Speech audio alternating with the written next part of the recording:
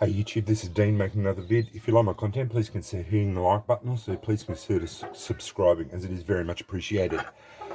I went to the forge yesterday, and again, I want to just say thank you to Jack for being very generous and accommodating.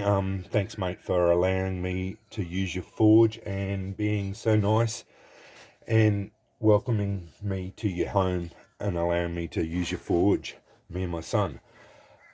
This is what I come up with. I had a really great day again. I'm finding I can only get one striker forged in a day. I feel rushed when I'm doing more than one. The other couple of times I've been there, I've tended to make two or three, and I always feel like I'm rushing through it and not enjoying the day as much. I'm not concentrating on what I'm doing. I'm not concentrating on the mateship and learning the skills of doing it as much as I am now. So I'm only going to do one a day and learn the craft more and just try and get the best striker I can every time. I did redo a striker that wasn't sparking consistently, and I rehardened it. It now sparks really well. So that was that one that I bought only recently. It was a vintage, and it would spark occasionally, but now after rehardening it, it sparks. It sparks consistently. So I am getting good sparks out of it all the time. So I can actually generate an ember with it, which I'd never been able to before. So I was going to write it off as a learning experience about buying strikers. It's a bit of a blunt edge. This quartzite does blunt out quickly. Not trying to make excuses. As I said, it's blunting very quickly there. Here I was saying how good it's sparking, and it's not sparking very well at all there.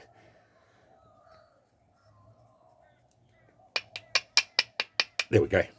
Once you get onto a sharp edge. Yeah. I just cleaned it up on a wire brush. Yeah, it doesn't look like it used to, I have to admit.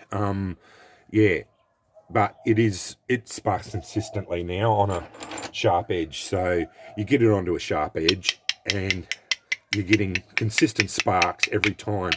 So it was the same procedure, just took it up to orange, past critical, non-magnetic, and then quenched it in water. So yeah, I'm very happy with that now. So that's excellent. This is the double curl I made yesterday out of an old Nicholson file, Brazil file. Nice strike face again, about 5.4 mils. Didn't thicken it at all. I did get a couple of cracks in it still. I normalized. I wasn't hitting it while it was still, I wasn't using the hammer on it while it was still too cold. So I'm trying to do everything I am trying to get it not to crack, but it still does. So and it's only surface cracks, so I'm not worried about that at all. I could probably just keep grinding it until they're gone, but yeah, no worries whatsoever. But that's it there. I'm not going to do any more double curls. They're a lot of work, and they're a big striker, as you can see. It ends up making the striker quite a large striker. I do like a large striker, but it still doesn't look anything like the picture of the other striker. It's only about that big, and the curls, I can just not make them the way the picture looks like. So I'm not going to do any more of them. I'm going to go back to a single curled one and make them slightly smaller. But let's remember with it, the one thing, this one sparks really well. And that's, at the end of the day, that's what I'm going for. Like function over form, as far as I'm concerned. As long as you're getting good sparks out of it, really, at the end of the day, who cares? Like, it generates so many sparks. This is such a good sparker. I hope that's coming up on camera. It just showers sparks. It's just bouncing all over the joint. It's on par, easily on par with the best strikers I have. So I'm just happy that I can produce a striker that can spark well. You know, like I'm very happy with that. That's my goal. Honestly, I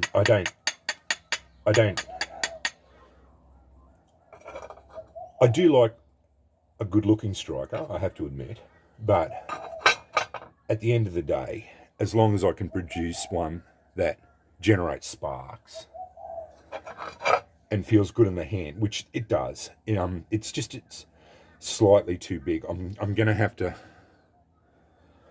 and I hate saying that too because I really love a big striker, but yeah, I'm going to slightly reduce it down because once you go past this hand part here, this part of your hand, it really, all you're doing is adding weight to it, which I don't mind because that adds momentum to the strike.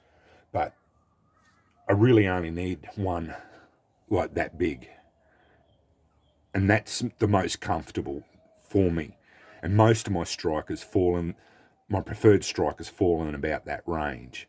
Even my custom Kirkham falls about that range. So that's the one what I'm going to fall. I'm aiming for next time for any of my strikers. So yeah, but this one, I was surprised last night. It was like fireworks night here. It was the sparks just like that's on a blunt edge. That other one wasn't sparking at all on that blunt edge. Yeah, this one is generating sparks. So, you know, like it generates so many sparks. I'm so happy with it as far as that goes. Yeah, cleaned it up on a wire brush. Just ground it all smooth. And that's what I produced. But anyway, yeah, I just want to say thank you to Jack for allowing me to use his forge. Yeah, had a great day again. Yeah, and just so happy with what I'm producing now, learning a lot. Sore again. But yeah, getting more hammer time. I'm really enjoying it. Really enjoying the time there, especially with my son too. You know, I don't get the chance to have one-on-one time with my oldest son. So yeah, so now I've got my other son too. Putting pressure on me, but yeah, it's going to be hard. Just a lot of people in the forge at the time. So yeah, that's the only thing. So I'm a bit hesitant to have both of them there at the one time, and the youngest fella, I'm just a bit hesitant at the moment. So yeah, but anyway, yeah, the older fella there's making an axe this time. So yeah, that's going to be a lot, at least another couple of forge efforts for him anyway. So yeah, we'll have to get that done anyway. But I just wanted to show you my latest striker efforts, and that's them there, and one that I rehardened. That's the last look at them. Anyway, thanks for watching.